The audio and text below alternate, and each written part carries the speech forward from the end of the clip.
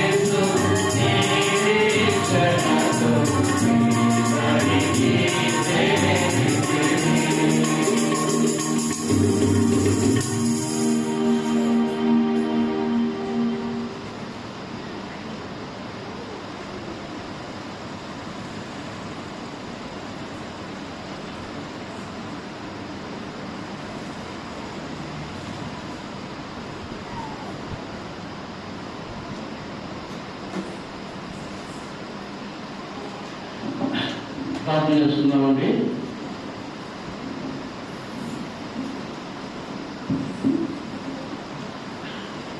ప్రేమగా ప్రభా జీవితంలో తండ్రి యొక్క రాత్రికాల సమయంలో ఈ విధంగా మీ దాసం చేసుకొచ్చిన విధానం ఉన్నాను సూత్రాలు చేరుస్తున్నావు. వ్యక్తిగతంగా కుటుంబ సంఘంగా చేసి ప్రార్థనలు ఆర్పించి ఈరోజు ప్రత్యేకమైన పుణ్యకరుని కృపాదాన్ని ఇచ్చినందుకు వందనాలు తెలుస్తున్నాం. ఉదయకాలం నుండి కూడా దాసుని వాడుతున్నాం తెలుస్తున్నాం. ఈ సమయంలో కూడా నిలబడుతుండగా ప్రభా మీరే వాక్యంలో మాట్లాడుతుండండి. గొంతు స్వరాన్ని ఉంచండి ప్రభా. ఆయన కావాల్సిన భాగాల ద్వారా మీ ఉన్నతమైన ప్రేమను ఆయన వాకు వెలుగులో మీరు గ్రహించి అయా నన్ను సొంత రక్షకుడిగా ప్రభుగా అంగీకరించకుండా ఎవరైతే ఉన్నారో వారు అంగీకరించే భాగ్యం దయచేయండి. దేవా తండ్రి మరి ఈ విధంగా వాక్యాన్ని మా హృదయంలో భద్రపరుచుకొని యోగ్యమైన తండ్రి మనసుతో వాక్యాన్ని అంగీకరించి ఉపదోతులుగా ఫలించడం సహాయం చేయండి. అయా నిలబడుతుండగా మీ దాసుని జ్ఞాపకం చేసుకోండి. కీర్తన జ్ఞాపకం చేసుకుంటున్నాం. మీరే మాట్లాడుతున్నాం తండ్రి బతిమాడుతుంది. వందనాలు స్తుతులు చెల్లిస్తూ యేసు ప్రభువారి ఘనమైన ఉన్నతమైన నామంలో స్తుతించి ప్రార్థిస్తున్నాము తండ్రి. ఆమేన్.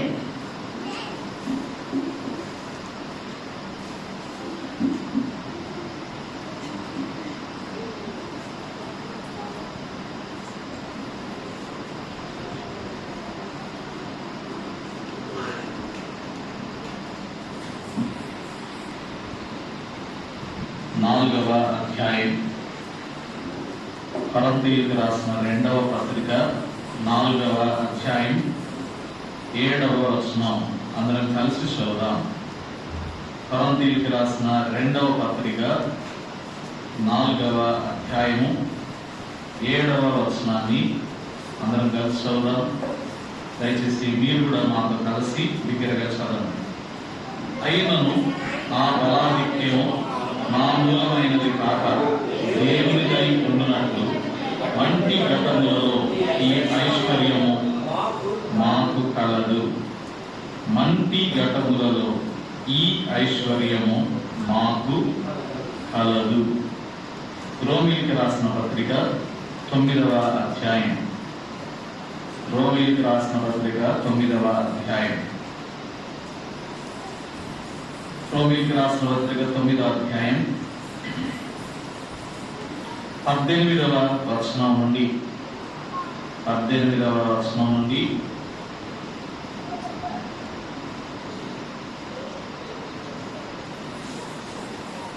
26 వరకు. రోమీయులకు రాసిన పత్రిక 9వ అధ్యాయం 18 నుండి 26 వరకు మార్చి చదువుదాం. మీ వచన భాగాన్ని దయచేసి బిగ్గరగా స్పష్టంగా చదవండి. చిన్నపిల్లల్ని మీ దగ్గర పెట్టుకోండి. వాళ్ళని ఎగరనివ్వకండి, అటు ఎగరనివ్వద్దు. చిన్నపిల్లల దగ్గర పెట్టుకోండి, అటు ఇటు వెళ్ళనివ్వండి. 18వ వచనం నుండి, కావున ఆయన ఎవరిని కనికరింపగోరెనో వారిని కనికరించును, ఎవరిని కఠినపరచగోరునో వారిని కఠినపరచును.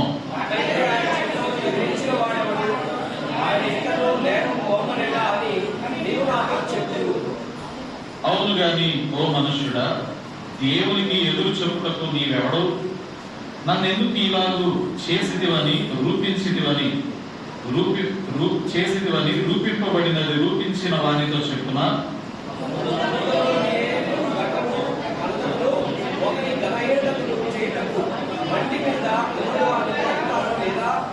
అలాగూ దేవుడు తన ఉగ్రతను అదుపరచుటకు తన ప్రభావమును చూపుటకును నిశ్చయించిన వాడే నాశనములకు సిద్ధపడి ఉగ్రతాపాత్రమైన ఘటములను ఆయన నిర్విశాంతముతో సహించిననేది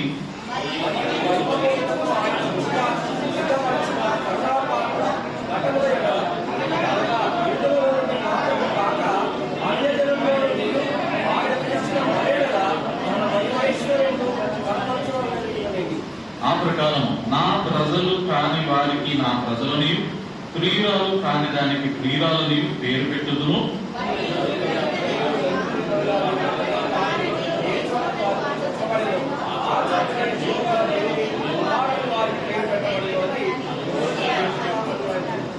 ప్రభు సహాయం కొరకై చిన్న ప్రార్థన చేస్తాను. దయచేసి ప్రార్థనలో మీరు కూడా ఏకీభవించండి.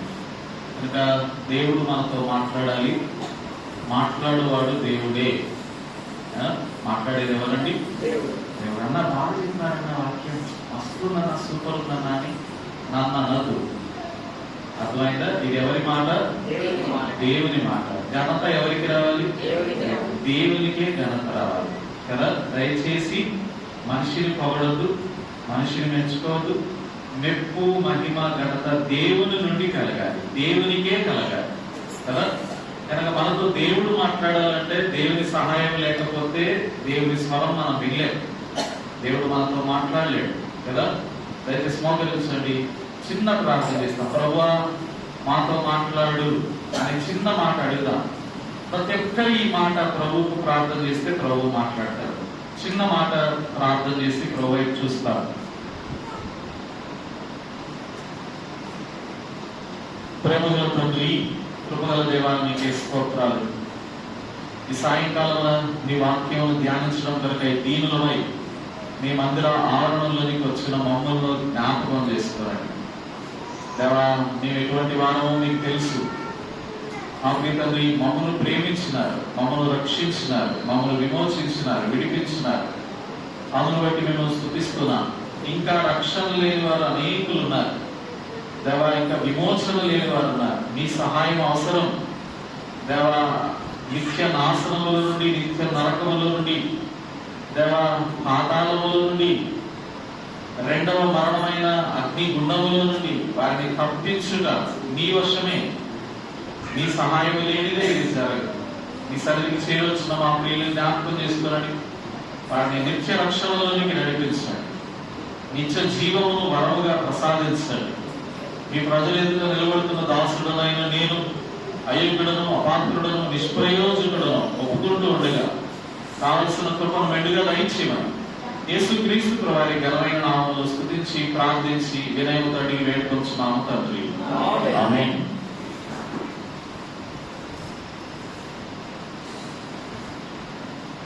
ఇక్కడ కూర్చున్న వారిలో ఐశ్వర్యవంతులు ఎవరైనా ఉన్నారా? ఎందుకు లేదు? లేదు.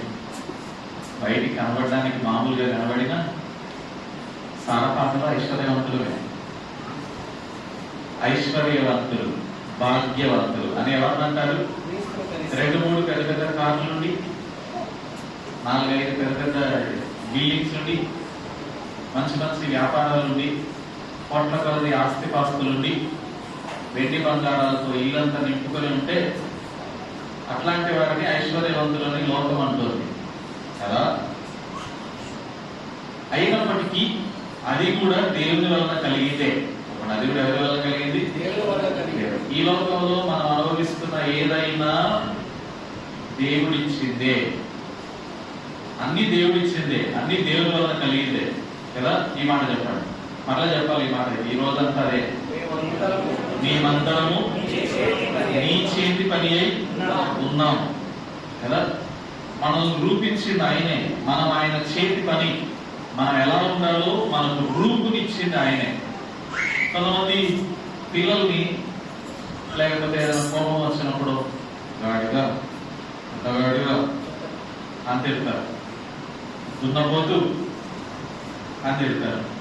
లేదంటే ఏయ్ గొప్ప ముక్కోడా, సట్టి ముక్కోడా, మెల్ల కన్నోడా, పిల్లి కన్నోడా అంటారా? కర్రోడా, కొట్టోడా. కొన్నిసార్లు మనం అట్లా ఏం చేస్తాం? జనరల్ పిలుస్తాం, కొట్టోడా, లేకపోతే కర్రోడా, పిల్లి కన్నోడా, గొప్ప ముక్కోడా, అట్లా పిలుస్తూ ఉంటారు. నన్ను కూడా పిలిచింది అందుకని జనరల్ గా అట్లా పిలుస్తారు కదా. నిజానికి వారికి ఆ రూపం ఇచ్చింది ఎవరు? ఆయనంతటా ఆయన తయారు చేసుకుంటారు. పిలికలు ఆయనంతటా ఆయన పొట్టి ఉండడానికి, ఆయనంతటా ఆయన గొప్పగా ఉండడానికి కాదు కదా. ఈ రూపం ఇచ్చింది ఎవరు? దేవుడే. అన్ని దేవుడు ఇచ్చింది. అర్థమైందా? ప్రతీది దేవుడు ఇచ్చింది. ఇంకా అద్భుతం ఏంటో తెలుసా? దేవుని నమ్మని వారికి కూడా ఇచ్చింది దేవుడే. చాలా సందర్భాల్లో దేవుడు ఎందుకు నమ్ముకుంటావమ్మా అంటే, ఎందుకు కావాలి దేవుడు? దేవుడిని ఎందుకు నమ్ముకుంటా? మంచిగా నాకు మార్పులు వస్తాయి యేసుప్రభువుని నమ్ముకుంటే.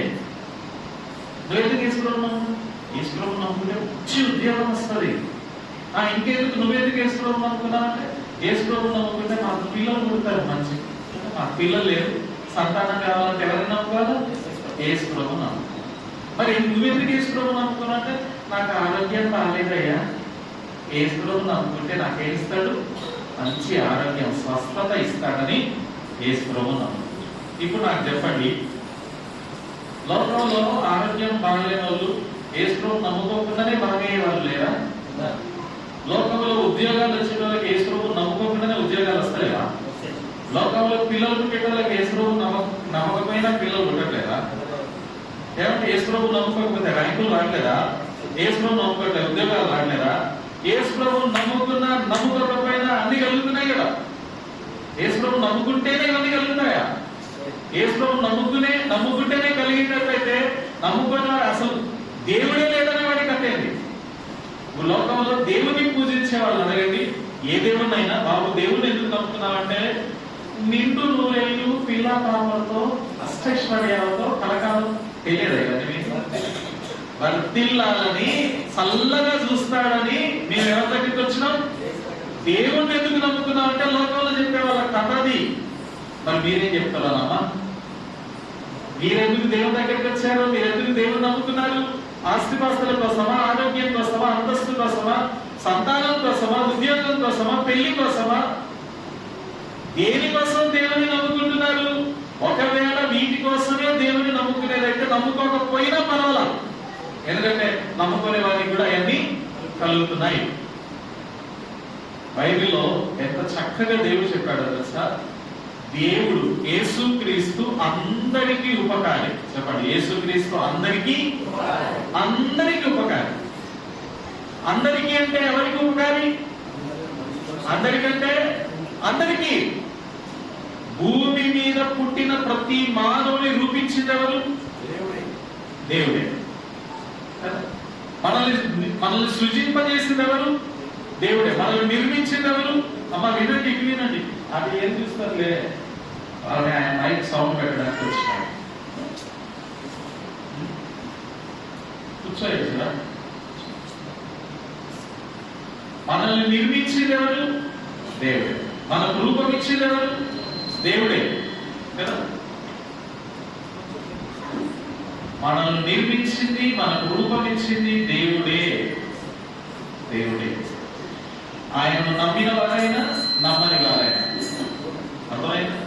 నమ్మిన వారైనా నమ్మని వారైనా లోకంలో ఉన్న వారందరినీ పుట్టించింది ఆయన. ఈ దినాన మనం ఊపిరి పీల్చుకుంటున్నామా? ఈ ఊపిరి ఇచ్చింది ఎవరు? దేవుడే. మనలో ఈ జీవం ఉంది చూసావా? ఈ జీవం ఇచ్చింది ఎవరు? దేవుడే. కాదనేది లేదు.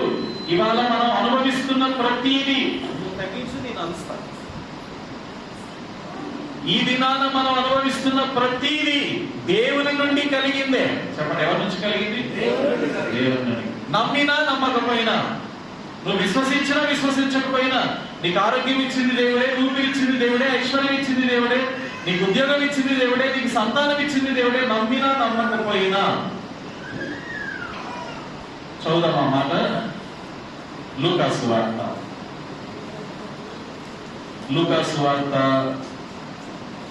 6వ అధ్యాయం. లూకాసు వార్త 6వ అధ్యాయం 35వ వచనం. లూకాసు వార్త 6వ అధ్యాయం 35వ వచనం. మీరైతే ఎట్టి వారిని గూర్చి అయినను నిరాశ చేసుకొనక మీ శత్రువులను ప్రేమించుడి, మేలు చేయుడి, అప్పు ఇయుడి, అప్పుడు మీ ఫలము గొప్పగా ఇందురు, మీరు సర్వోన్నతుని కుమారుడై ఇందురు. వినండి జాగ్రత్తగా. ఆయన తర్వాతి మాట, ఆయన కృతజ్ఞత లేని వారి ఎడలను దుష్టుల ఎడలను ఉపకారి అయి ఉన్నాడు. విన్నారా మాట? ఏంటండి? ఆయన కృతజ్ఞత లేనివారు. ఎవరంట వాళ్ళు? కృతజ్ఞతే లేదు.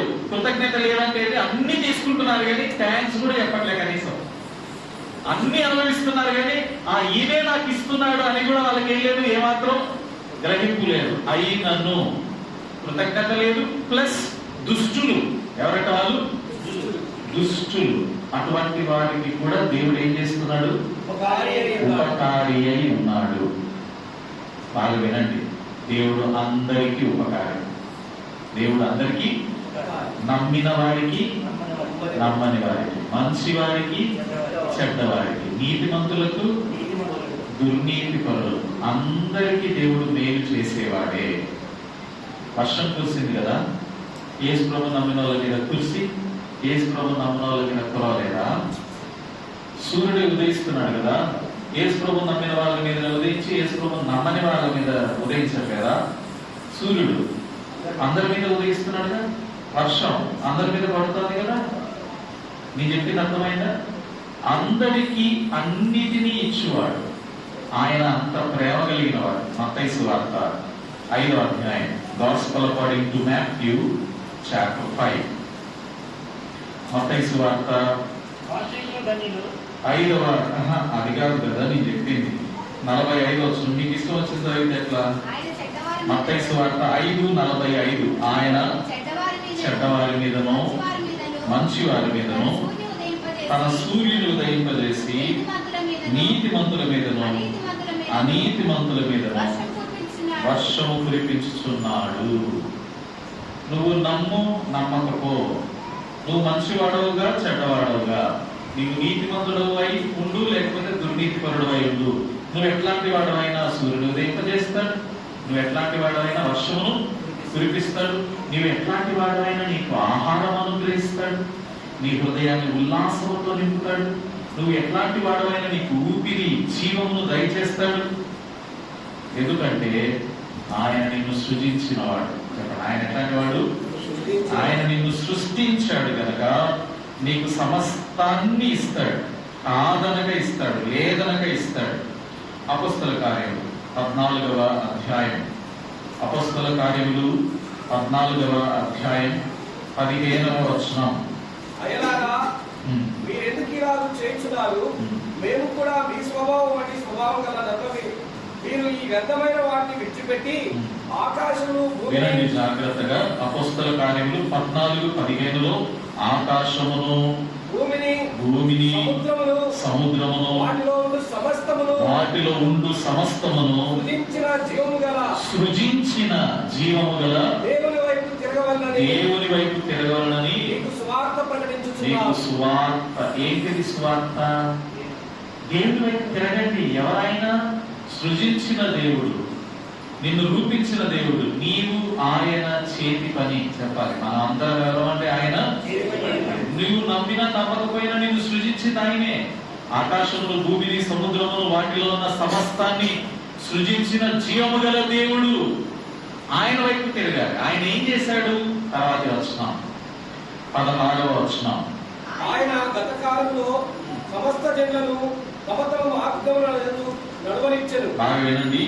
గత కాలములలో సమస్త జనులను తమ తమ మార్గములలో నడవనిచ్చెను. అంటే గత కాలం అంతా బాబు నువ్వు వెళ్ళు, నువ్వు ఏ దారిలో వెళ్తావో నీ ఇష్టం, నీ మార్గంలో నువ్వు చూడు.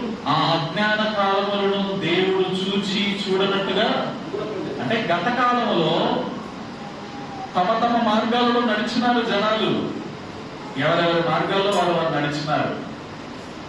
ఆయన ఊరకున్నాడు కదా, అజ్ఞాన కాలంలో చూచి చూడనట్టుగా ఉండేను. ఇప్పుడైతే అంతటను అందరూ మారు మనసు పొందాలని మనుషులకు ఎందుకు? తర్వాతి వచనం చూద్దాం, 17వ వచనం.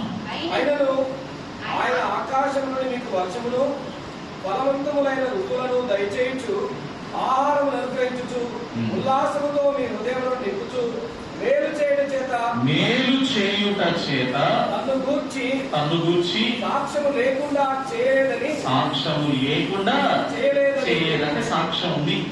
దేవుడు ఉన్నాడు అనే దానికి సాక్ష్యం ఏంటో తెలుసా? మేలు చేయుచుండుట చేత. దేవుడు ఉన్నాడు అనే దానికి సాక్ష్యం ఏంది? నువ్వు ఎంత చెడ్డ తిరుగులు తిరిగినా, నువ్వెంత దుర్నీతితో జీవించినా, నువ్వెంత కృతజ్ఞత లేకుండా ఉన్నా, ఎంత దుష్టుడుగా ఉన్నా, ఎంత పాపివైనా, దేవుని దగ్గరకు రాకపోయినా, నీ సొంత మార్గాల్లో తిరుగుతూ ఉన్నా, నీకు మేలు చేయడం చేత చెప్పండి ఆయన ఉన్నాడు అనే దానికి రుజువు నిన్ను సృజించాడు కనుక నీకు మేలు చేస్తున్నాడు. నీ తండ్రి కదా. ఇప్పుడు మన థీమర్స్ ఉందా ఏంటి? యెషయా గ్రంథం 64వ అధ్యాయం 8వ వచనం ఏమనుంది స్టార్టింగ్ లో? దిగటమన్నది లేదు. ఫస్ట్ లైన్ ఏముంది? యెషయా గ్రంథం 64 అధ్యాయం 8వ వచనం. యెహోవా నీవే మాకు తండ్రివి. చెప్పండి, ఆయన ఎవరండి? తండ్రి. నీవే మాకు తండ్రివి. తండ్రి తన కుమారుడి ఎడల జాలి చూపించినట్లు, తల్లి తన పిల్లలను గారవించినట్లు మన ఎడల జాలి చూపించినాడు కదా. కొడుకు ఎంత చెడ్డోడైనా, ఎంత అల్లరోడైనా అమ్మ తిండి పెట్టుకొని ఉంటుందా కదా. కూతురు ఎంత తిరుగుబాటు చేసినా, ఒకవేళ కోపడ్డా మరలా ఆమెకి ఇవ్వాల్సింది ఇవ్వకుండా తండ్రి ఉంటాడా? ఉంటాడు. దేవుని ప్రేమ అట్లాంటిది. ఆయన మన తండ్రి. మనము జిగటమన్ను ఆయన కుమ్మరి, మనల్ని చేసిన వాడు, మనం ఆయన చేతి పని కనుక మనం ఎట్లాంటి వాడమైనా అందరికీ అన్ని ఇస్తాడు, అందరికీ మేలు చేస్తాడు, అందరికీ ఉపకారం చేస్తాడు. మరి దేవుని నమ్ముకోకపోయినా ఎన్ని వచ్చేటట్టయితే ఇక దేవుని ఎందుకు నమ్ముకోవాలి? దేవుని నమ్మడానికి ఆరోగ్యం ఉంది, దేవుని నమ్మడానికి ఉద్యోగం ఉంది, దేవుని నమ్మడానికి సంతానం కలుగుతుంది, దేవుని నమ్మడానికి ఆస్తిపాస్తులు ఉన్నాయి. దేవుని నమ్మనోడు అపసుఖంగా సంతోషంగా హ్యాపీగా బతుకుతుంటే ఇక నేను దేవుని ఎందుకు నమ్ముకోవాలి?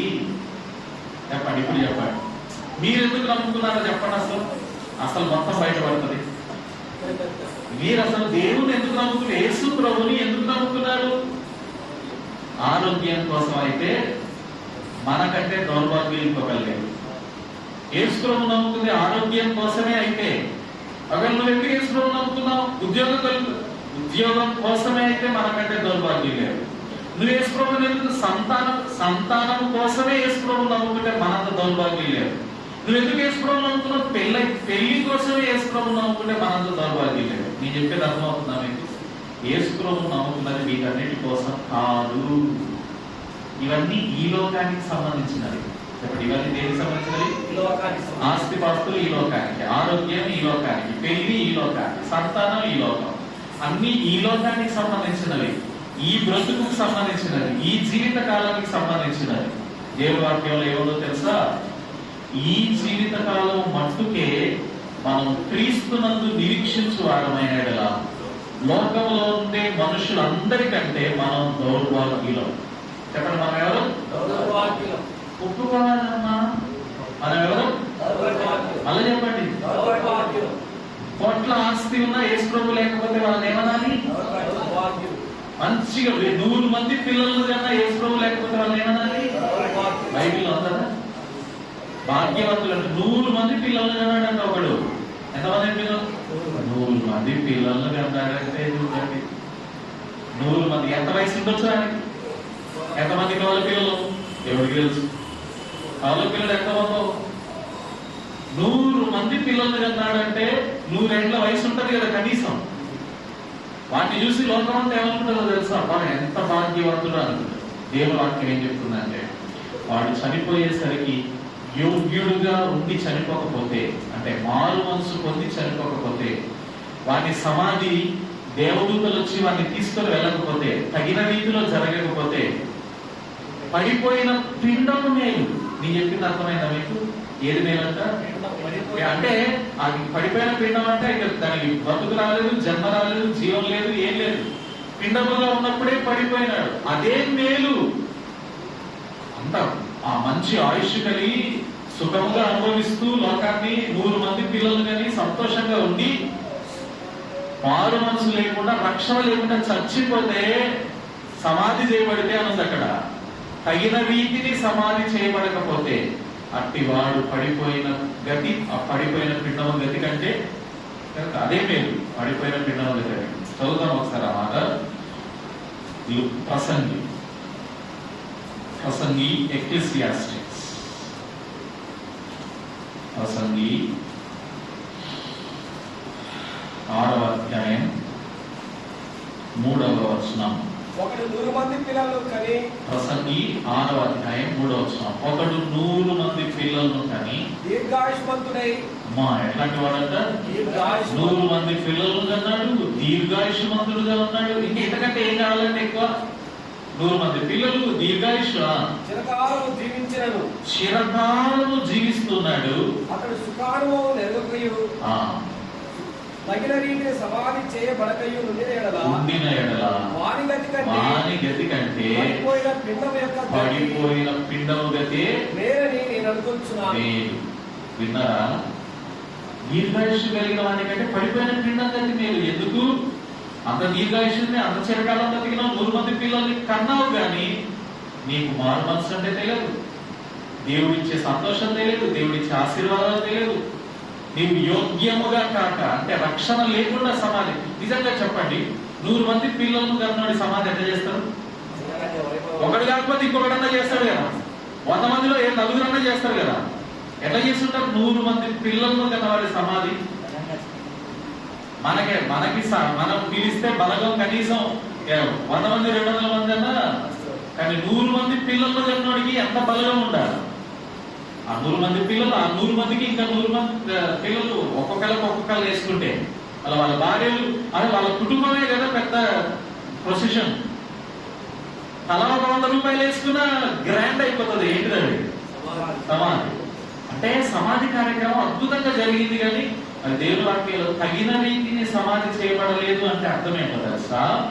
రక్షణ లేకుండానే చచ్చిపోయాడు, మారు మనసు లేకుండానే చచ్చిపోయాడు. గ్రాండ్ గా సమాధి చేస్తే అది తగిన రీతిని సమాధి కాదు. ఇప్పుడు లాజరు ఉన్నాడు, ధనవంతుడు ఉన్నాడు. ధనవంతుడు చనిపోయినాడు, లాజరు. ఎవరి ఫ్యూనరల్ గ్రాండ్ గా జరిగి ఉంటది? ధనవంతుని ఫ్యూనరల్ ఎంత గ్రాండ్ గా జరిగి ఉంటది. మరి అడిగిపోయినాడు, పాతాళానికి పోలేదా? దరిద్రుడు లాజరు, అసలు సమాధి చేయడానికి కూడా, తిండి పెట్టడానికి కూడా ఎవరు లేరు, దిక్కు లేదు. ఆ ధనవంతుడు తింటే మిగిలిపోయిన రొట్టె ముక్కలు పడి తినే లాజరు, వాళ్ళంతా తులుపులు, ఎవరు పట్టుకోవడానికి కూడా దగ్గర కాడు. మున్సిపాలిటీ వేసి అట్లా ఏదో ట్రాక్టర్ తీసుకుని అక్కడ పడేసి ఉంటాడు. ఎవరి సమాధి గ్రాండ్ జరిగింది? లోకం దృష్టిలో ధనవంతుని సమాధి గ్రాండ్ జరిగింది. ఇదేంటి దిక్కుమాలిన సమాధిది, లాజర్ది అని అనుకుంటారు. అయితే ఎంత గ్రాండ్ గా జరిగింది అనేది కాదు ఇక్కడ ఇంపార్టెంట్. రక్షింపబడ్డా లేదా? మనం సమాధిని చూస్తున్నాం, కానీ అసలు జరిగిన సంగతి ఏదో తెలుసా? లాజర్ను దేవదూతలు కొనిపోయారు. లాజర్ ఎవరు కొనిపోయారు? మరి ఈ ధనవంతుడు ఎక్కడికి పోయినాడు? పాతాళానికి పోయాడు. అక్కడ చుక్క నీరు కూడా లేదు, విలవిలలు ఆడుతున్నాడు. ఎవరు తగిన రీతిని సమాధి చేయబడినట్లు లెక్క? లాజరే. ఎందుకు? దేవదూతల చేత బయటికి గ్రాండ్ గా చేసే సమాధి కాదు ఇక్కడ ఇంపార్టెంట్. రక్షింపబడ్డా లేదా? అర్థమైందా? 100 మంది పిల్లలు ఉంటేమి, ఐశ్వర్యం ఉంటేంటి, చిరకాలం బతికితేంటి, దీర్ఘాయుష్ ఉంటేంటి, దేవుడు లేని బతుకు ఎందుకు? నిన్ను సృష్టించిన నీ సృష్టికర్త నువ్వు ఎరగకపోతే ఎందుకు? నీవు ఆయన చేతి పని తెలుసుకోకపోతే ఎందుకు? కనుక జ్ఞాపకం పెట్టుకోవాల్సింది ఏంటంటే, అందరికీ అన్నిటినీ ఇస్తాడు, నమ్మినా నమ్మకపోయినా. మరి దేవుని ఎందుకు నమ్ముకోవాలంటే ఈ జీవిత కాలం కొరకు కాదు. ఈ జీవిత కాలంలో ఇస్తాడు, నేను ఇవన్నీ కూడా అనట్లేదు. దేవుని నమ్ముకుంటే ఇవన్నీ ఆరోగ్యం ఇస్తాడు, అంతస్తు ఇస్తాడు, ఆస్తిపాస్తులు ఇస్తాడు, ఉద్యోగం ఇస్తాడు, అన్ని ఇస్తాడు. కానీ ఇందుకొరకే అనుకుంటే దౌర్భాగ్యం. కొరింథీయులకు రాసిన మొదటి పత్రిక 15వ అధ్యాయం. కొరింథీయులకు రాసిన మొదటి పత్రిక 15వ అధ్యాయం 19వ వచనం. మొదటి కొరింథీ 15:19. ఈ జీవిత కాలం మట్టుకే మనము క్రీస్తునందు నిరీక్షించు వారమైన మనుష్యులందరికంటే దౌర్భాగ్యులమై ఉంటున్నాం. గుర్తుపెట్టుకోండి, దేవుణ్ణి నమ్ముకునేది ఈ జీవిత కాలం మట్టుకే కాదు. కొంతమంది ఇక్కడ కూర్చున్న వాళ్ళలో కానీ, ఈ మాటలు వింటున్న వాళ్ళలో కానీ, లోకంలో ఉన్న వాళ్ళలో కానీ చాలా మంది ఏమంటారు తెలుసా? దేవుడు లేడు, దయ్యం లేదు, నేనే దేవుణ్ణి. ఎవడైనా నేనే దేవుని అనేటోళ్ళని మీరు ఎప్పుడు చూడలేదు, చూస్తూనే ఉంటారు. చాలా మంది ఉన్నారు, నేనే దేవుణ్ణి అనేవాళ్ళు చాలా మంది ఉన్నారు. నేనే దేవుణ్ణి, దేవుడు లేదు, దయ్యం లేదు, పరలోకం లేదు, నరకం ఈ భూమి మీదనే. నీ బతికే పరలోకమా నరకమా? ఇక్కడే సుఖం, సంతోషం, దుఃఖం అన్ని ఈ లోకంలోనే బాబు. దేవుడు లేడు, దయ్యం లేదు అనేవాడు ఉన్నాడు. దేవుడు లేకుండానే ఈ రూపం మనకు కలిగిందా? ఉదయకాలం నేను వర్షిప్ మెసేజ్ లో చెప్పానా? ఈ వేలు ముద్రలు మనకి ఇచ్చింది ఎవరు? చెప్పండి. మనకు మనం కలగజేస్తున్నామా? ఎన్ని వేల కోట్ల వేలు ముద్రలు, ఎవరి వేలు ముద్ర వాళ్ళకే కదా దేవుడు ఇచ్చినాడు. దేవుడు లేకుండానే కలిగిందా? దేవుడు ఉన్నాడనే దానికి ఇది కాదా రుజువు? నీ శరీరమే రుజువు దేవుడు ఉన్నాడనే దానికి. ఈ తల వెంట్రుకలు ఇచ్చింది ఎవరు? ప్రతి వెంట్రుక నీదే. DNA టెస్ట్ చేస్తే ఫోరెన్సిక్ దగ్గర తీసుకుపోతే నువ్వే అని తేలుతావు. అంటే ఈ తల వెంట్రుకలో దాన్ని నిర్మించింది ఎవరు? దేవుడే కదా. బాగా గమనించండి. ఈ లోకంలో ఉన్న మానవులందరినీ సృష్టించింది దేవుడే, నిన్ను రూపించింది దేవుడే. నీవు ఆయన చేతి పని. ఆయనకు నాకు భేదం లేదు, మేము ఒక్కటే అంటే ఎంత దౌర్భాగ్యం అని కదా. ఒక మాట చూద్దాం. యెషయా గ్రంథం 29వ అధ్యాయం, ఐజయా చాప్టర్ 29. యెషయా గ్రంథం 29వ అధ్యాయం 16వ వచనం.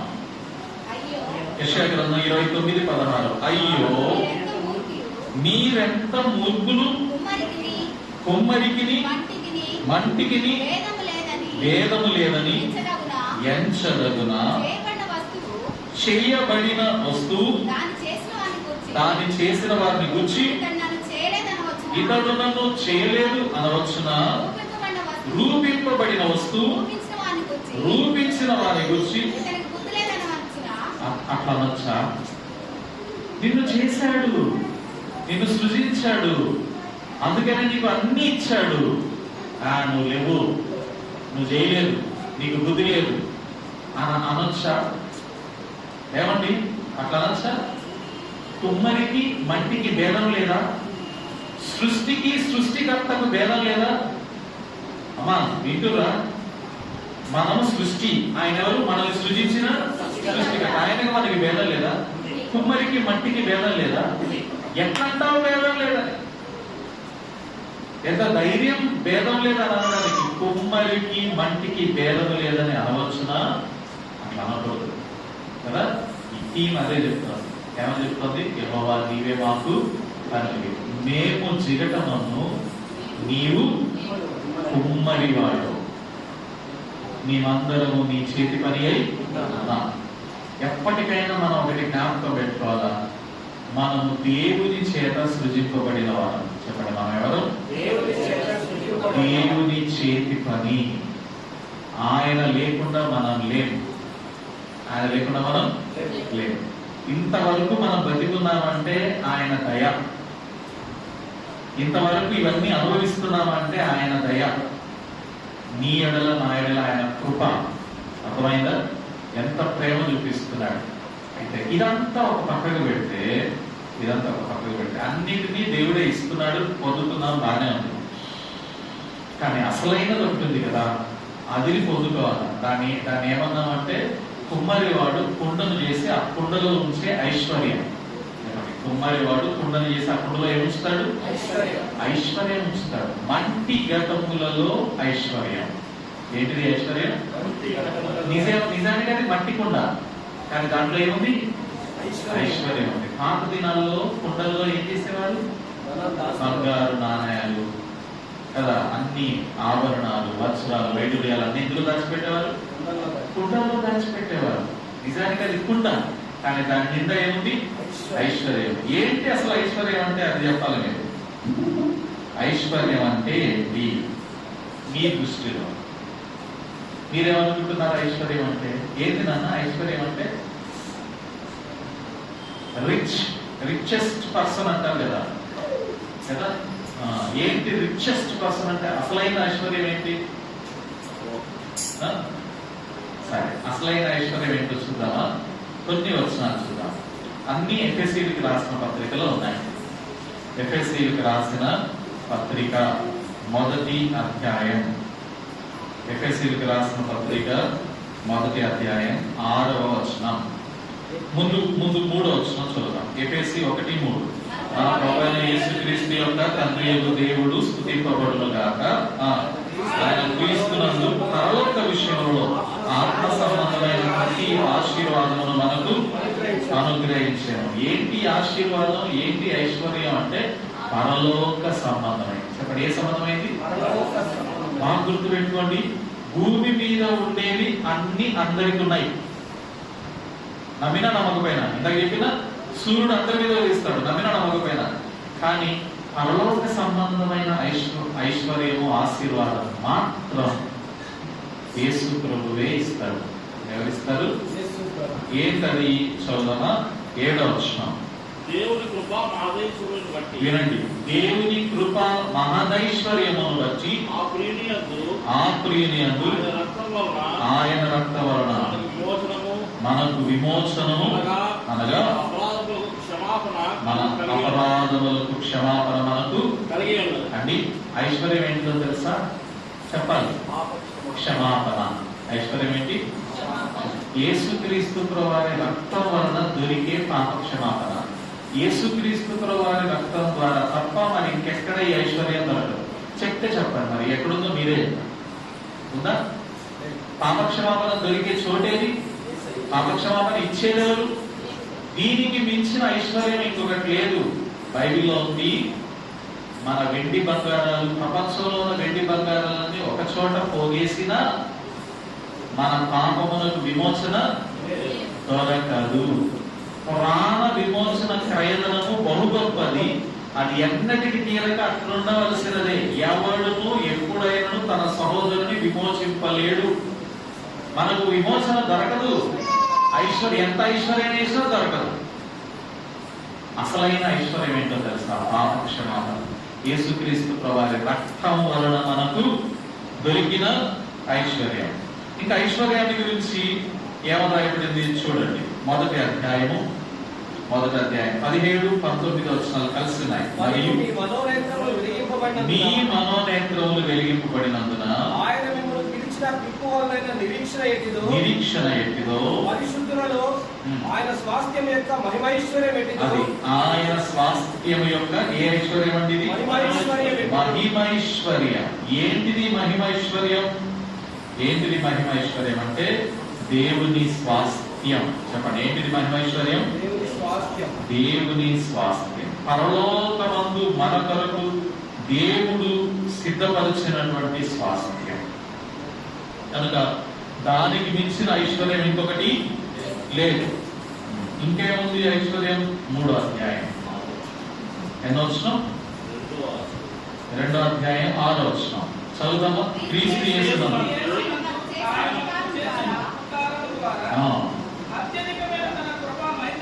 అత్యధికమైన తన కృపా మహదైశ్వర్యమును రాబో యుగములలో కనపరచు నిమిత్తము క్రీస్తు యేసునందు మనలను ఆయనతో కూడా లేపి,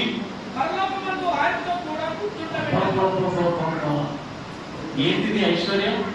పరలోకమందు ఆయనతో కూడా కూర్చుండబెట్టడం. ఏమన్నా మిమ్మల్ని పక్కన కూర్చోబెట్టుకుంటాడా ఎవరైనా? ఎంపీ గాని, ఎమ్మెల్యే గాని, మీ వార్డు కౌన్సిలర్ గాని ఒక సీట్ వేసి నీతో పాటు, ఆయనతో పాటు నీ పక్కన ఎప్పుడైనా ఒకవేళ కూర్చోబెట్టుకుంటే పిఎం ఒకవేళ కూర్చోబెట్టుకుంటే ఎంతసేపు?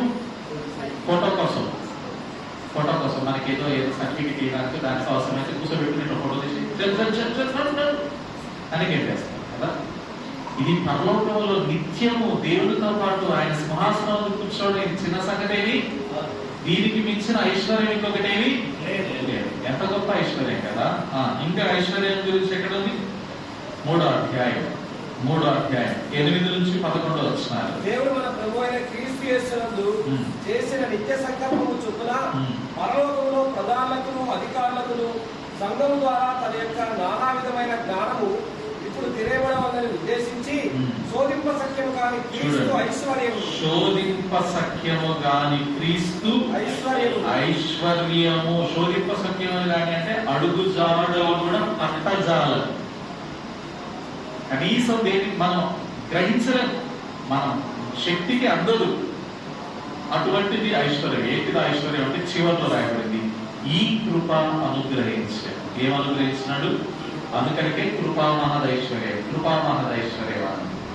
దేవుని కృపకు మించిన ఐశ్వర్యం ఇంకొకటి ఏమి లేదు. అది మనం పొందాలని యేసుక్రీస్తు ప్రభువారి లోకానికి వచ్చి శిలలో ప్రాణం పెట్టినాడు, రక్తం కార్చినాడు. మన పాపం అంతా ఆయన పొందినాడు కదా. ఆయన ఈ లోకానికి దీనుడిగా వచ్చినాడు. నిన్ను నన్ను సృజించిన సృష్టికర్త నీ కొరకు నా కొరకు ప్రాణం పెడితే ఆయనకు నీకు భేదం లేదా? నువ్వు నన్ను చేయలేదని అంటావా? ఎంత ధైర్యం! కుమ్మరితో కుండ నీవు నన్ను చేయలేదు అనొచ్చావు. పగిలిపోయిన తర్వాత పగిలిపోయిన పెంకు నీకు చేతులు లేవని కుమ్మరిని అనొచ్చా? అట్లా అంటున్నారు. మరి ఏం చేస్తాం ఇప్పుడు? యెషయా గ్రంథం 45వ అధ్యాయం 9వ వచనం.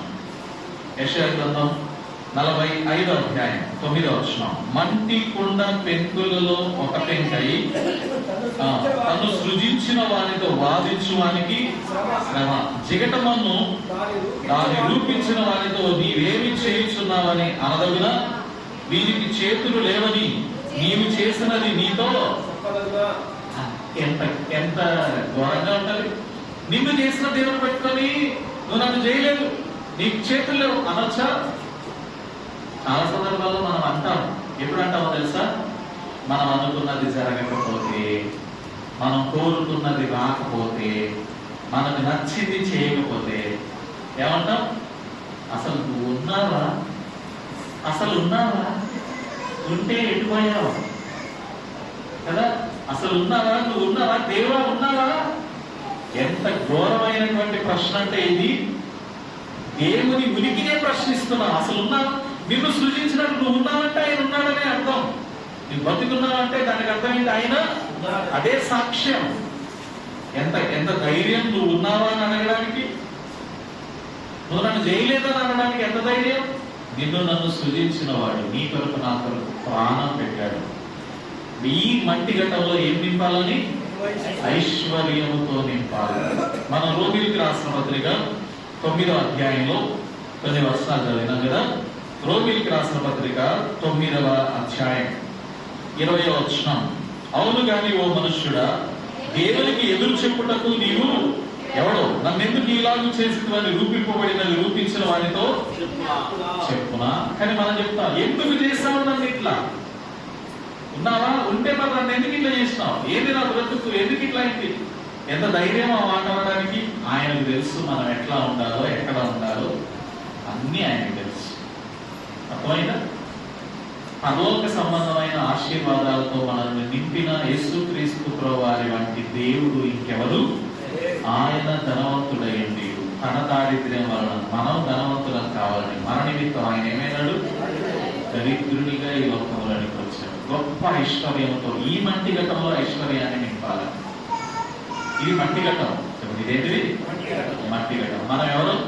మట్టివారు. అది మనకి ఆయన తెలుసు కదా. 103వ కీర్తనలో ఉంది కదా, మనము మట్టివారు అని ఆయన మనల్ని జ్ఞాపకము చేసుకొనుచున్నాడు. ఆయన ఏమని చూడండి, 103వ కీర్తన 14వ వచనం.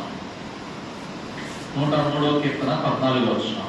మనము నిర్మింపబడిన రీతి ఆయన తెలిసే ఉన్నది.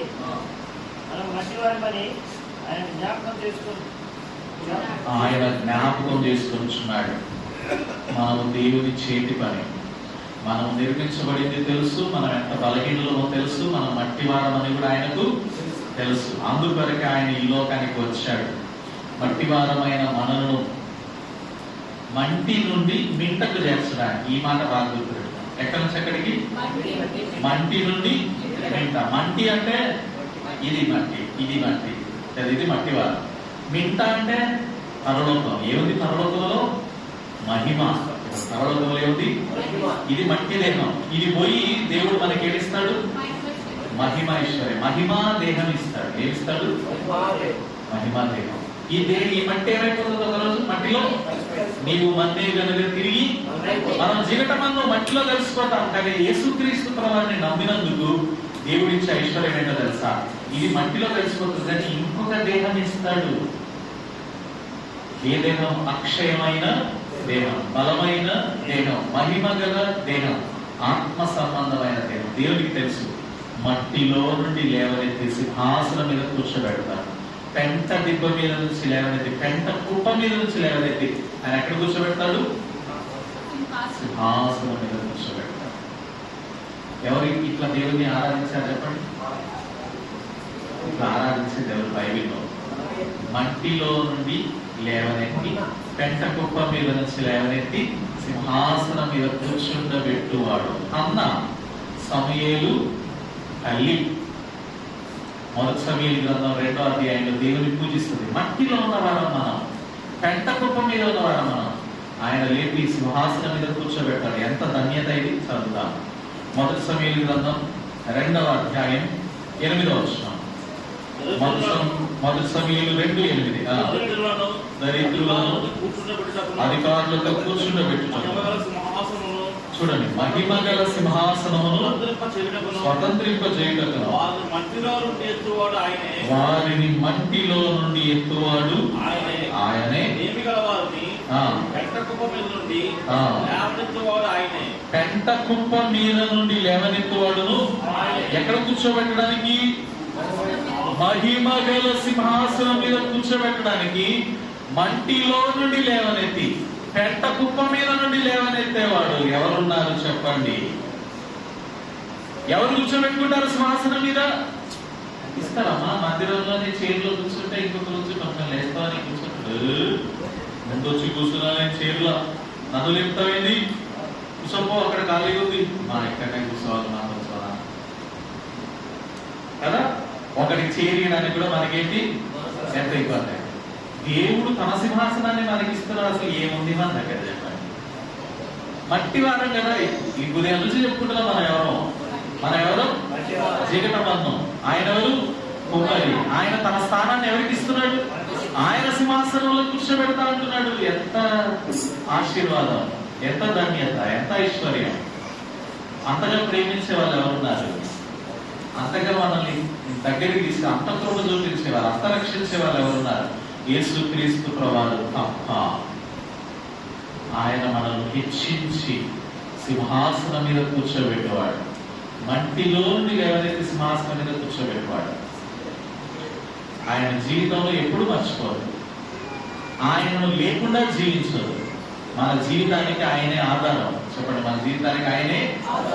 ఆయన లేని బ్రతుకు అంతా సున్నా.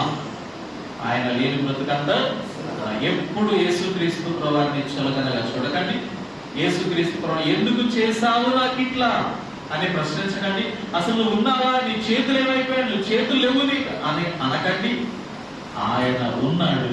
ఆయన జీవం కలిగిన వాడు. ఆయన నిన్ను రూపించిన వాడు. యోగుకు అన్ని పోయినాయి. పోయినాయా? ఏనాడైనా దేవుడు నాకు అన్యాయం చేశాడని అన్నాడా? అస్సలు అనలేదు. అన్ని పోగొట్టుకున్నాడు, కానీ దేవుని మాత్రం ఎప్పుడూ ప్రశ్నించలే. దేవుని మాత్రం ఎప్పుడూ నిందించలే. అందుకొరకు గొప్ప ఐశ్వర్యాన్ని దేవుడు మరలా యోగుకు దయచేశాడు. ఉన్నత స్థానంలో దేవుడు ఉంచాడు. ఇంతకు ముందు ఉన్న దానికంటే ఇప్పుడు మరింత ఉన్నత స్థానంలో దేవుడు యోగును ఉంచాడు. మనం మట్టి వాడమని ఆయనకు తెలుసు. మనంతటా మనం రక్షణ పొందలేమని ఆయనకు తెలుసు. మనంతటా మనం పరలోక రాజ్యం పోలేమని ఆయనకు తెలుసు. నిన్ను నన్ను రక్షించడం కొరకు తానే ప్రాణం పెట్టినాడు. విమోచన క్రయదనముగా ప్రాణము పెట్టి మనల్ని రక్షించుతున్నాడు. ఎందుకు? వెలలేని మనం. ప్రారంభంలో ఒక వచనం చదివాను, గుర్తుందా? ఒక మనుష్యుడు తనకున్న సమస్తాన్ని అమ్మి ఆ పొలమును కొన్నాడు కదా. ఇప్పుడు ఆ పొలములో మనం ఉన్నాం. ఇప్పుడు ఆ పొలంలో ఎవరు ఉన్నాం? యేసుక్రీస్తు ప్రభువు రెట్ట హస్తాలతో ఏమి లేని వాడుగా ఈ లోకానికి వచ్చి నిన్ను నన్ను కొనడానికి అన్ని వదిలిపెట్టుకుని వచ్చాడు. ఎంత ప్రేమ కలిగిన వాడు! అంత ప్రేమ చూపించే వాళ్ళు ఎవరు లేరు. నీ భర్త నీ పైన, నీ భార్య నీ పైన, నీ తల్లిదండ్రులు నీ పైన, నీ పిల్లలు నీ పైన కూడా ఎవ్వరు, నీ ప్రాణ స్నేహితులు కూడా అంతగా చేయలేరు. నిన్ను పుట్టించి, నిన్ను రక్షించి, నిన్ను సృజించి, నీ కొరకు ప్రాణం పెట్టిన నీ యేసయ్య నిన్ను ప్రేమిస్తున్నాడు. ఆయన్ని ఎలా తృణీకరిస్తావు? ఆయన వద్దని ఎలా త్రోసివేస్తావు? మన జీవితంలో ఎప్పుడూ దేవుని ప్రశ్నించదు. మన జీవితంలో ఏది అనుమతించినా ఓకే, లోబడతాం, విధేయత చూపిస్తాం, ప్రభువుకి లోబడతాం. యేసు ప్రభువుని ఎందుకు నమ్ముకోవాలి? ఇప్పుడు చెప్పడమ్మా. ఉద్యోగం కోసమా? ఉద్యోగం కోసమా? ర్యాంకుల కోసమా? పెళ్లిల కోసమా? పిల్లల కోసమా? ఆస్తిపాస్తుల కోసమా? కాదు కాదు కాదు. ఇవన్నీ ఈ లోకంలో ఒకరోజు విడిచిపెట్టేస్తాం. ఈ లోకం మట్టుకే కాదు, క్రీస్తును మనం నమ్ముకోవాల్సింది. ఈ లోకం తర్వాత అసలైన ఒకటి ఉంది. ఏంటిది? పాప క్షమాపణ దాని ద్వారా దొరికే పరలోక స్వాస్థ్యం. దేవుని కృప, దేవుని కృప మనకు చాలా అవసరం. దేవుని కృప లేకపోతే మనం ఆయన ఎదుర్కోలేము. అర్థమైందా? దేవుని కృప మనకు చాలా అవసరం. పరలోక రాజ్యంలో స్వాస్థ్యం అవసరం, నిత్య జీవం అవసరం. దానికి మించిన ఐశ్వర్యం ఇంకొకటి లేదు. ఆయన సింహాసనం మీద కూర్చోబెడతా అంటున్నాడు. ఈ మట్టి దేహం పోయి దేవుడు తన మహిమా దేహాన్ని మనకిస్తా అంటున్నాడు. దేవుని దేహం మనకిస్తాడు, దేవుని సింహాసనం మనకిస్తాడు. మనకు బదులుగా ఆయన ప్రాణం పెట్టి మనకిచ్చే ధన్యతలు, దీవెనలు ఇవన్నీ వద్దని త్రోసివేస్తే దానికి బాధ్యుడు నీవే కదా. నీ డెసిషన్. ప్రభువుని నీ సొంత రక్షకునిగా అంగీకరించు, నీ హృదయంలో చేర్చుకో. ఆ పక్షపాతన పొందు, క్రీస్తును సొంత రక్షకునిగా అంగీకరించు. ఈ మంటి ఘటంలో దేవుడు ఏముంచుతున్నాడండి? ఐశ్వర్యం ఉంచుతున్నాడు. ఏముంచుతున్నాడు? ఐశ్వర్యం ఉంచుతున్నాడు. నిజానికి మనం దేవుని ఉగ్రతకు పాత్రలం. దేనికి పాత్రలం? ఎంత దీర్ఘశాంతం దేవుడు చూపిస్తున్నాడో తెలుసా? మనం రోమీయులకు రాసిన పత్రిక 9వ అధ్యాయంలో ఒక మాట చదివాము, మళ్ళొకసారి చదువుదాం. రోమీయులకు రాసిన పత్రిక 9వ అధ్యాయం 22, 23, 24 వచనాలు. రోమీయులకు రాసిన పత్రిక 9వ అధ్యాయం 22 వచనం. అలాగు దేవుడు ఏం చూపించడానికంటండి? ఉగ్రతను. దేవుడు ఉగ్రతను చూపిస్తాడా? దేవుడు ఉగ్రతను చూపిస్తాడా? ఖచ్చితంగా చూపిస్తాడు. దేవుని ఉగ్రతను ఎవరు ఏం చేయలేదు, ఆగలేదు, తట్టుకోలేదు. ఆయన ఉగ్రత చూపిస్తే మన వల్ల కాదు. అర్థమైందా? దేవుడు ఉగ్రతను కనపరచుటకును తన ప్రభావమును చూపుటకును ఇచ్చిన వాడై చూడండి, దేని కొరకు సిద్ధపడ్డాయంట? నాశనములకు సిద్ధపడి. ఏ ఘటాలు ఇవి? ఉగ్రత కొరకే ఉన్నట్టుగా ఉన్నాయి ఈ ఘటాలు. నాశనం కొరకే సిద్ధపడ్డట్టుగా ఉన్నాయి. ఏమండి, ఈ ఘటాలు దేని కొరకు ఉన్నాయి? నాశనానికా? దేవుడు అందుకొరకు సిద్ధపరిచాడు మనల్ని, ఉగ్రత కొరక. కానీ ఈ ఘటాలు అట్లా ఉన్నాయి. అయినప్పటికీ ఆయన ఏం చేస్తున్నాడు? తర్వాత మాట, ఆయన బహు దీర్ఘ శాంతముతో బాగా వినండి. నాశనానికి సిద్ధపడిన ఈ ఘటాల పైన కూడా, ఉగ్రత పాత్రమైన ఈ ఘటాల పైన కూడా ఆయన ఏం చూపిస్తున్నాడు? బహు. మనల్ని ఇంకా పగలగొట్టట్లేదమ్మా, మనల్ని పగలగొట్టట్లేదు. ఇంకా మన పైన ఏం చూపిస్తాడు? దీర్ఘ శాంతం కలిగి ఉన్నాడు. లేకపోతే దేవుని దీర్ఘశాంతం లేకపోతే ఇప్పుడు ఇవాళ ఇక్కడ కూర్చునే వాళ్ళం మనం అస్సలు కాదు. మన జీవితంలో ఎన్ని పొరపాట్లు, ఎన్ని పాపాలు, ఎన్ని దేవునికి అతిక్రమమైనవి, ఆజ్ఞాతిక్రమములు ఎన్ని చేశాము, ఎన్ని దోషములు ఉన్నాయి మన జీవితంలో. ఎంత దీర్ఘశాంతం చూపిస్తున్నాడు దేవుడు. ఆయన చూపించిన దీర్ఘశాంతాన్ని మనం చులకనగా చూస్తున్నాం. ఏం చూస్తున్నామండి? ఇంకా దేవుని ఉగ్రత మన మీదకి రాలేదంటే దానికి కారణం ఒకే ఒకటి. ఆయన ఏంటి? ఆయన దీర్ఘశాంతం. ఎందుకు దీర్ఘశాంతం కలిగి ఉన్నాడు? మారు మనసు పొందాలి. లేకపోతే ఈ భూమి, ఆకాశం ఎప్పుడో ఏమైపోయేవి? ఎప్పుడో కాలిపోయేవి. పంచభూతములు అంటారు కదా, చెప్పండి ఏంటి పంచభూతములు అంటే? నింగి, నేల, నీరు, నిప్పు. 4. నింగి, నేల, నీరు, నిప్పు, గాలి. పంచభూతములు అండి. నింగి, నేల, నీరు, నిప్పు, గాలి. పంచభూతములు లేదా? 5 లెక్క పెడతారా? పంచభూతములు అంటారు. ఒక ఎన్ని భూతములు? పంచభూతములు. ఏమైపోతాయి తెలిసి? ఈ పంచభూతములు నిక్కటమైన వేంద్రముతో లైన్ అయిపోతాయి. ఎందుకు లైన్ కావట్లేదంటే దీర్ఘశాంతం. ఎందుకు? మారు మనసు పొందాలని. ఎందుకండి మారు మనసు పొందాలని దేవుడు ఇంకా దీర్ఘశాంతం కలిగి ఉన్నాడు. దేవుడు నేను ఎప్పుడో త్వరగా వస్తున్నాను అంటున్నాడు, కొత్త భూమి, కొత్త ఆకాశం ఇస్తున్నాను అంటున్నాడు. ఎందుకు ఆగుతున్నాడు తెలుసా? మారు మనసు పొందాలి. ఏముండాలి? మనం అందరం మారు మనసు పొందాలని దేవుడు దీర్ఘశాంతం. ఇంకా మార్పు పొందకపోతే ఉగ్రత వరకే సిద్ధపడ్డాం, నాశనానికి వరకే సిద్ధపడ్డట్టుగా ఉంటాం. దీర్ఘశాంతం దేవుడు ఎంతకాలం చూపిస్తాడు? దేవుడు దీర్ఘశాంతాన్ని, సహనాన్ని తృణీకరించాడు. ఇప్పుడైనా మార్పు జరగాలి కదా. ఇట్లనే ఉంచండి. రోమీయులకు రాసిన పత్రిక 9వ అధ్యాయం ఇట్లనే ఉంచండి. 2వ అధ్యాయంలోనికి వెళ్తాం. రోమీయులకు రాసిన పత్రిక 2వ అధ్యాయం 4వ వచనం. రోమిలికి రాసిన పత్రిక 2:4. దేవుని అనుగ్రహము మారు మనసు పొందుటకు నిన్ను ప్రేరేపించుచున్నదని ఎరుగక ఆయన అనుగ్రహ ఐశ్వర్యమును సహనమును దీర్ఘశాంతమును తృణీకరిస్తావా? ఈ మంటి ఘట్టములో దేవుడు మహిమైశ్వర్యం ఉంచాలనుకుంటున్నాడు, తన మహదైశ్వర్యం ఉంచాలనుకుంటున్నాడు. మనం ఎప్పుడో నశించుకోవాల్సిన వారు దీర్ఘశాంతంతో సహనంతో ఉన్నాడు. ఎందువరకు? మారు మనసు పొందడానికి. దేవుని అనుగ్రహం మారు మనసు పొందడానికి నిన్ను ప్రేరేపిస్తుందని నువ్వు తెలుసుకోవట్లేదు. ఇంకా దేవుని అనుగ్రహాన్ని, దేవుని ఐశ్వర్యాన్ని తృణీకరిస్తున్నావు. పర సంబంధమైన, ఆత్మ సంబంధమైన ఈ ఐశ్వర్యం మన గతంలో పోయాలనే ఆశ. తృణీకరించదు, ఎప్పుడు తృణీకరించదు. దేవునికి మనల్ని మనం అర్పించుకుంటాం. దేవా, నా జీవితం నీకు అర్పిస్తున్నాను. ఈ ఘటంలో ఐశ్వర్యం నింపు. ఆ పాపక్షమాపణ కావాలి, ఆ కృప కావాలి, ఆత్మ కావాలి, దేవుని వాక్యం కావాలి. ఈ ఘటంలో నింపుకోవాలి వాటన్నిటినీ. రోమిలికి రాసిన పత్రిక 9వ అధ్యాయం. ఇందాక చూసిందేమో నాశనమునకు సిద్ధపడిన ఉగ్రతాపాత్రమైన ఘటం. ఇంకొక ఘటం ఉంది. రోమిలికి రాసిన పత్రిక 9వ అధ్యాయం 23వ వచనం. చూడండి, మహిమ పొందుటకు ఆయన ముందుగా సిద్ధపరిచిన కరుణా పాత్ర ఘటం. ఇదే ఘటం అంట. దేని కొరకు సిద్ధపడిన ఘటాలు ఇది? మహిమ పొందడానికి. ఒకటేమో నాశనం పొందడానికి ఉన్న పాత్రలు, ఇంకొకటేమో మహిమ పొందడానికి ఉన్న పాత్రలు. మనం ఏ పాత్రలుగా ఉండాలో మన చాయిస్. దేవుని దీర్ఘశాంతాన్ని తృణీకరించి నాశనం పొందే ఘటంగా ఉంటావా?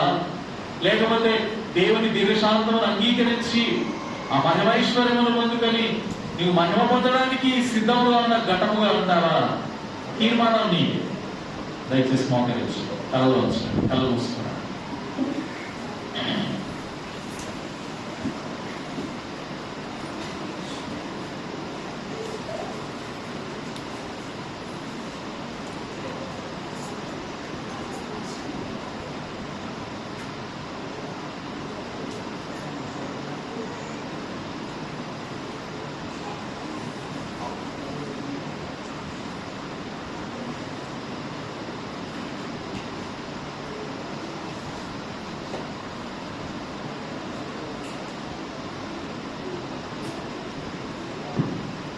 ప్రియమైన స్నేహితులారా, ఇక్కడ కూర్చున్న వారిలో కానీ, మాటలు వింటున్న వారిలో కానీ ఇంకా ఎవరైనా దేవుని దీర్ఘశాంతాన్ని, దేవుని మహిమైశ్వర్యాన్ని, సహనాన్ని తృణీకరిస్తూ ఉంటే, నాశనానికి సిద్ధపడిన ఉగ్రతాపాత్రమైన ఘటములుగా మనం ఉండకూడదని ప్రభు ఆశిస్తున్నాడు. ఎంతో దీర్ఘశాంతం వహిస్తున్నాడు. లేకపోతే ఎప్పుడో మనం ఈ లోకాన్ని విడిచిపెట్టి వెళ్ళిపోయేవారు. దేవుడు ఉగ్రతకు పాత్రమయ్యేవారు. దేవుడు ఎంతో కృప చూపిస్తున్నాడు, కనికరం చూపిస్తున్నాడు. నువ్వు ఒకవేళ యేసు నమ్ముకుంది ఆస్తిపాస్తుల కొరకు, అంతస్తుల కొరకు, ఉద్యోగం కొరకు, పిల్లల కొరకు, లేకపోతే చదువుల కొరకు, ఉద్యోగాల కొరకు అయినట్లయితే కాదు. ఇవన్నీ ఈ లోకంలో వదిలిపెట్టేవి. మనకంటే దౌర్భాగ్యులు ఎవరుండరు. యేసు ప్రభువును అందుకోసమే నమ్ముతున్నామంటే కాదు. ఈ మంటి ఘటాలలో ఐశ్వర్యాన్ని నింపాలి. పాపక్షమాపణ, పర్వత రాజ్యంలో స్వాస్థ్యము, దేవునితో పాటు ఆయన సింహాసనం మీద కూర్చోవడము, కృపను పొందడము, ఇంతకు మించినటువంటి ఐశ్వర్యాలు ఇంకేం లేవు. నీ సహోదరుడు సహోదరి ఈ మంటి ఘటాలలో ఐశ్వర్యాన్ని నింపాలని కోరుతున్నాడు. మనుష్యుల చేత కట్టబడినది కాక దేవుని చేత కట్టబడినది నిత్యమైన నివాసం పరలోకంలో. అది దేవుని చేతి పని. మనమందరం దేవుని చేతి పనిగా ఉన్నాము. దేవుని చేతి పని అయిన ఆ పరలోక రాజ్యంలో ఉండాలని దేవుని కోరిక. నిత్య నరకానికి వెళ్ళడం దేవునికి ఇష్టం లేదు. ఇంకా నశించిపోతున్నటువంటి స్థితిలో ఉంటే, దేవుడు దర్శిస్తూ ఉంటే ఇప్పుడే ఒప్పుకుంటాం, దేవా నా పాపాలను క్షమించు, దేవా నీ కృపను నాకు అనుగ్రహించు, ఆ పరలోక ఐశ్వర్యం నా హృదయంలో కుమ్మరించు, నన్ను నీ బిడ్డగా చేసుకో, దాని కొరకే నన్ను సిద్ధపరచు, మహిమ పొందడానికి నన్ను సిద్ధపరచు యేసయ్యా అని అడుగుదాం. ఈ దేహాలను, ఈ ఘటములను దేవుని పని కొరకై వాడునట్లుగా తీర్మానం చేసుకుంటాం.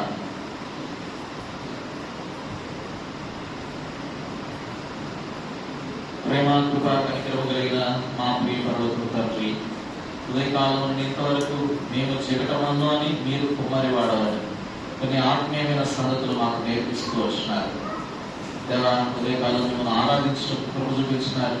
మొదటి బైబిల్ పట్టణంలో కుమ్మరివాడు ఆ మన్నును ఏ రీతిగా పాత్రగా మలచగలడో, జీవగల దేవుడు అయిన నీవు పరమ కుమ్మరి దేవా, పెట్టకుప్ప మీద మట్టిలో ఉన్నటువంటి మమ్మలను పాత్రలుగా ఎలా మార్చగలరో కొన్ని సంగతులు మీ చేతి పని ఏంటో దాని గురించి ధ్యానించడానికి కృప చూపించినారు. దేవా, సెకండ్ సెషన్ లో మేము ఎటువంటి పాత్రలుగా ఉండాలని మీరు కోరుతున్నారో ఆ పాత్రల లక్షణాలు ఎలా ఉంటాయో మాతో మాట్లాడుతూ వచ్చినారు. మధ్యాహ్న కాలం సెషన్ లో మీరు వాడలేని పనికిరాని పాత్రలు ఎటువంటివో దానికి గల కారణాలు ఏంటో మాతో మాట్లాడుతూ వచ్చినారు. ఈ సాయంత్రకాలం సెషన్ లో మీరు కుమ్మరి వాడవని, మేము మట్టి వాడవని మిమ్మల్ని ప్రశ్నించలేమని దేవా, మీరు మమ్మను మీ చేతి పనిగా చేస్తున్నారని, పరలోక రాజ్యము మీ చేతి పనితో చేయబడిన నివాసం అని, దాని కొరకై మేము సిద్ధపడాలని కొన్ని సువార్త మాటలు మాకు ఇచ్చినందుకు అన్నారు. ఇకబడిన మాటలు మీరు ఫలింపచేయండి దేవా. ఇక్కడ మీరు ఏర్పరుచుకున్నటువంటి దీపస్వరం బట్టి, ఏ లీపును బట్టి అన్నారు దేవా. గత కాలమంతలో ఇక్కడ చేయబడిన పరిచర్యలన్నిటిని బట్టి మిమ్మల్ని స్తుతిస్తున్నాం దేవా. ఈ కాలంలో ఎక్కడో నుంచి దేవా పరిచర్య నిమిత్తం పంపించబడినటువంటి దాసుడు దేవా, రాజులను బట్టి, కుటుంబం బట్టి, సిస్టర్ని బట్టి, పిల్లలను బట్టి వందనాలు. మీరు చేస్తున్న సేవ పరిచర్యను దీవెనకరంగా చేయండి దేవా. ఇక్కడ బాధ్యత వహిస్తున్నటువంటి సహోదరులు బట్టి మేము స్తుతిస్తూ కనపరుస్తున్నాం. మా తండ్రి తిమోతి బ్రదర్ని బట్టి దేవా, పీటర్ బ్రదర్ని బట్టి, రాజరత్న బ్రదర్ని బట్టి వందనాలు. మా తండ్రి పరిచారకులుగా ఉన్న వారందరిని బట్టి, పరిచర్య చేస్తున్న వారందరిని బట్టి వందనాలు. ఈ దినం పరిచర్య కొరకై ఎంతో ఆశతో ఈ మందిరానికి వచ్చినటువంటి పరిశుద్ధులందరినీ బట్టి వందనాలు. కొత్త వారు కూడా వచ్చారు. వారి హృదయాలు నూతనమైన కార్యం జరిగించాయి. మా తండ్రి ఆయా ప్రాంతాల నుంచి వచ్చినటువంటి ప్రియులు బట్టి కూడా మిమ్మల్ని స్తుతిస్తున్నాం. కృపను అనుగ్రహించండి. సమీప దూర ప్రాంతాల్లో ఉన్నటువంటి సంఘములన్నిటినీ జ్ఞాపకం చేసుకోండి. మా తండ్రి అయ్యకు రాష్ట్రంలో నిష్ప్రయోజకులను నన్ను కూడా దేవ మీ ప్రజల మధ్యలో, మీ మందిరంలో ఈ దినాన్ని నిలబెట్టుకుని వాడుతున్నందుకు అన్నాను. విత్తబడిన మాటలు నీగట్టి ఫలింప చేయమని వేడుకుంటున్నాం. మీ ఆకలి కొరకై, మీ రాజ్యం కొరకై నన్ను మమ్మల్ని అందరినీ సిద్ధపరచమని చేసిన మేలు ఉపకారములన్నిటిని బట్టి మిమ్మల్ని స్తుతిస్తూ మహిమా ఘనత స్తుతి ప్రభావములు మీకు ఆరోపించుకుంటూ త్వరలో రానైన యేసుక్రీస్తు వారి ఘనమైన నామం పేరిట స్తుతించి ప్రార్థించి వినయంతో అడిగి వేడుకొచ్చున్నాము తండ్రి. ఆమేన్.